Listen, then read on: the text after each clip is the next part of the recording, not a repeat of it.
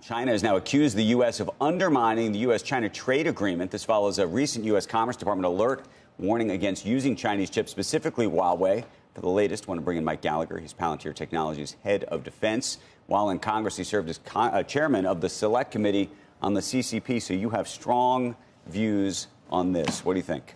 Well, the first thing to understand, if you take a step back, is that Huawei is not a real company. It is an arm of the Chinese Communist Party with access to unlimited state resources. It is a central node in the CCP's strategy to dominate us technologically, especially with AI. And so I think it is wise for us to use all the tools in our kit in order to constrain Huawei before their operating system, the new Harmony OS, is on every device globally. So whether that's export controls, whether that's sanctions, something we learned in Trump 1.0 is that we need to actually enforce the export controls we put in place. But we also learned that that's not enough, right? It's not enough to go around the world and just say, Huawei's bad, Huawei's scary. You need an alternative. We don't have an alternative that can effectively compete with Huawei, which is why we need to forge trade deals with our closest allies. We need to get them to Finlandize in our direction. So a lot of work to be done. Okay, so but complicated. So yes. Here we are. Not necessarily making friends with our friends, right? We have a lot of allies where we are now saying, hey, you want to be my friend, you got to pay us to be my friend, right? And that, some people are arguing, is going to send parts of Europe, parts of Africa, parts of other parts of the world, India even, into the arms of China and Huawei. Well, here's the good news. I think across the world, people still want to be the friend of the United States of America. And China, the Chinese Communist Party, is not interested in having allies. They want vassal states that they can control. So we still have an enormous advantage. To your point, I do think it would be wise for us to start striking bilateral gold standard trade agreements, right? We have a huge opportunity, building off the momentum the president has from his Gulf trip, to build off the Abraham Accords and add a technological component to that. I would like to see a trade deal with Japan reached in the near future, and then we can start to build out from there. No one, I think, is saying a big multilateral trade agreement is in the offing, but something akin to a regional digital trade agreement in the Indo-Pacific, building off former Japanese Prime Minister Shinzo Abe's vision of data-free flow with trust, I think would redound to our advantage. So we still have a better hand. We just have to play it well on the world stage. And you think that we can effectively block Huawei from getting on all of the different services that exist around the world, because they're basically offering it for free? I think if the United States Congress and the United States President work in tandem, I was happy to see my former committee, the Select Committee, is starting to investigate the Harmony OS system. I think if we resource our export control enforcement, which is why I was heartened to see that even in the era of Doge,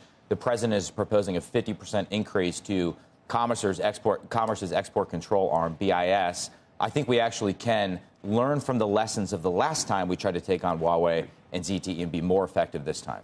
Can I just ask one related question? Do you think that every company in China is an arm of the Chinese government? I think there is no such thing as a free market company in China. By law, every company in China is beholden to the Chinese Communist Party. Now, that's not to say there aren't people and companies in China that would like to be free from the yoke of the Chinese Communist Party. That's not to say there isn't true innovation happening in China, but the system is a Marxist, Leninist, techno-totalitarian system. Yes. Okay, so then what do you think of the American businesses that are doing business in China? So what do you think, and Elon Musk is going to be interviewed later today, what do you think of Elon Musk, given his relationship with the president, but the big business that Tesla has in China? Do you believe that he is therefore under the thumb of China? Do you believe that Tim Cook is under the thumb of China? What I've been saying for a decade is that it is going to be increasingly difficult to do business in China and maintain presence in China. For all the talk about decoupling, whether we're decoupling, selective decoupling, the fact is that Xi Jinping is attempting to decouple from us. And American businesses that don't understand that risk and take steps to diversify their supply chain, I fear are going to get caught in the supply chain. The other component of this is that in order to... the ones that are... that don't model the risk are going to get caught in the decoupling going on. Okay. Excuse me. The other thing I would say is that one thing that completely undermines our deterrent posture, even from a conventional military perspective, is our dependency on China economically, right? So what is China threatening to do in response to us prohibiting the Huawei Ascend 910 B, C, and D chips? They're threatening to weaponize their dominance in rare earth and critical minerals in order to bring us to our knees. We need to wean ourselves off of that dependency so that they cannot threaten us and hold us hostage in that way. And similarly, if they were to take Taiwan, as Xi Jinping continues to threaten to do, they would be able to hold the rest of the world completely hostage economically. Is your view that they're going to at this point? What's your base case on taking Taiwan, let's say, during this administration? My view, informed by what we've seen in Ukraine in recent years, is that if a dictator tells you they're going to do a thing, even if that thing seems outlandish from a Western perspective, we should take it pretty damn seriously. Okay, and let's say they do it during this administration, next 3 years.